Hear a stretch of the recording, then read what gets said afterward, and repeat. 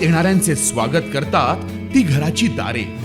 आपले घर, बंगला, ऑफिस, फार्म हाऊस यासाठी सुंदर डिझाईन केलेली jumbo French door, safety door आणि तीही 18 गेज GI सेक्शन मटेरियल वापरून आणि 80 मायक्रॉन पावडर कोटिंग केलेली, संपूर्णपणे मेंटेनन्स फ्री.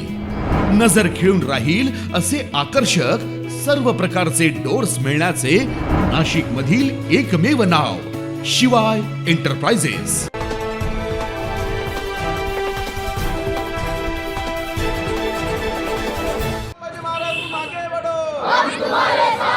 छत्रपती शिवाजी महाराज की कोल्हापूरच्या पालकमंत्र्याचं करायचं काय? विशाळगड पायथ्याला झालेल्या हिंसक घटनेनंतर कोल्हापूर पोलिसांनी शिवभक्तांची धरपकड सुरू केली आहे. माजी खासदार संभाजीराजे छत्रपती यांच्यावर देखील गुन्हा दाखल करण्यात आला. त्यांच्या निषेधार्थ आज नाशिक शहरातील छत्रपती शिवाजी महाराज पुतळा येथे स्वराज्य पक्षाकडून धरणे आंदोलन करण्यात आले. यावेळी छत्रपती संभाजी महाराज तुम आगे बढ़ो, हम तुम्हारे साथ हैं, छत्रपती शिवाजी महाराज की जय अशी जोरदार घोषणाबाजी करण्यात आली.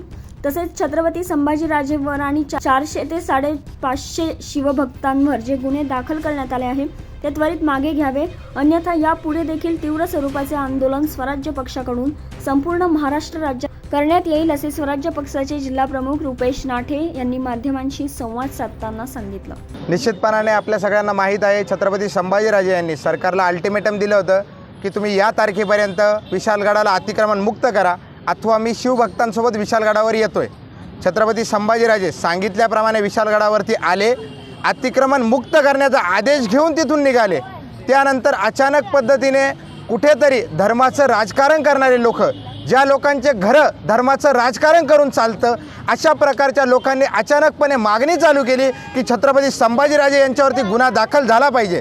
छत्रपती संभाजीराजेंनी देखील एक पद्धतीने सांगितलं की जर तुम्ही शिवभक्तांना अटक करणार असेल तर सर्वात पहिले मला अटक करा, परंतु याचा अर्थ असा होत नाही की तुम्ही छत्रपती संभाजीराजांपर्यंत पोहोचलं पाहिजे.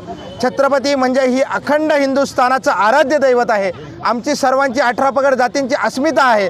जर हा विषय कुठल्या तरी पालकमंत्र्याच्या सांगण्यावरून तो जर एखाद्या धर्माचं म्हणून राजकारण करत असेल आणि त्याच्या सांगण्यावरून छत्रपती संभाजीराजांवर गुन्हा दाखल होणार असेल तर हा महाराष्ट्र शांत बसणार नाही. यावेळी स्वराज्य पक्षाचे जिल्हा प्रमुख रुपेश नाठे, रोशन खैरे, नितीन दातीर, केशव गोसावी, ज्ञानेश्वर थोरात, सागर पवार यांसह स्वराज्य पक्षाचे पदाधिकारी आणि कार्यकर्ते मोठ्या संख्येने उपस्थित होते. 9 न्यूज महाराष्ट्रासाठी प्रतिनिधी अमर सोळंके, नाशिक.